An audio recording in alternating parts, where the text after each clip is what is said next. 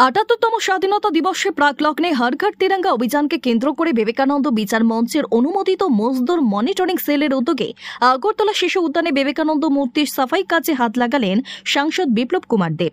এদিন কর্মসূচিতে অংশগ্রহণ করে সাংসদ বিপ্লব কুমার দেব বলেন, দেশের স্বাধীনতার জন্য যেসব বীর পুরুষেরা আত্মনিয়োগ করে গেছেন তাদের প্রতি শ্রদ্ধা নিবেদন করার লক্ষ্যেই এ ধরনের কর্মসূচি গ্রহণ করা হয়েছে।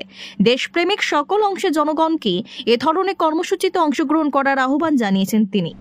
যখনই আমরা এই ধরনের স্ট্যাচু তৈরি করি তখন সেটা যাতে কন্টিনিউ প্রসেস থাকে, আমরা সেগুলোকে সবসময় ধুয়ে মুছে পরিষ্কার পরিচ্ছন্নভাবে রাখা, আর তার মাধ্যমে আমাদের মানসিকতার পরিচয় হয় যে আমরা যেই মূর্তিটা বানিয়েছি সেটা আমরা নিষ্ঠার সহকারে বানিয়েছি। আমরা যখন আমাদের বাবা মার মৃত্যু হয় বা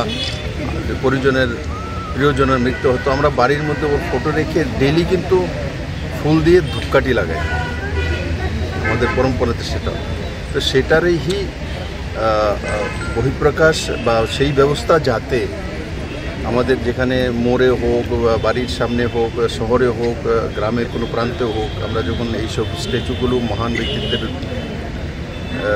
তৈরি করি তখন সেগুলো যাতে সুন্দরভাবে মেনটেন করতে হয়, তারই একটা রূপরেখা ভারতীয় জনতা পার্টির তরফ থেকে মাননীয় নাড্ডাজি স্বাধীনতা দিবস উপলক্ষে উনি রেখেছেন, আর তার অঙ্গ হিসাবে আজকে আমি এখানে এসেছি।